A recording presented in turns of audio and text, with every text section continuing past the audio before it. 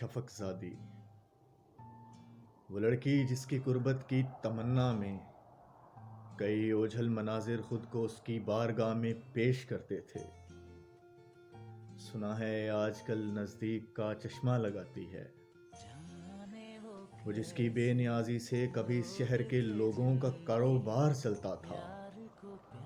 सुना है अब वो अशिया की खरीदारी में निरखों पर दुकानदारों से लंबी बहस करती है।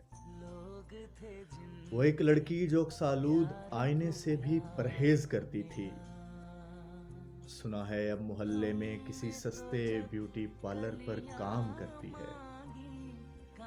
वो जिसकी खुश कलामी पर सुखन होता था शब्बर शहर के सब कहवा खानों में। वो जिसकी खुश कलामी पर सुखन होता था शब्बर शहर के सब कहवा खानों में।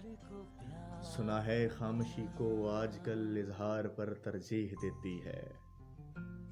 लड़कियां वो तो एक पागल होती लड़की हैं। जो सरतापा ऐसे ऐसे कभी तो मतलब पिंदार का मीनार होती ये थी, औकात नहीं है कि मैं सरासर मोहब्बत करूं। जरा से मुझे सरासर जलजले मोहब्बत से करने का ढह हक गई नहीं है। होगी।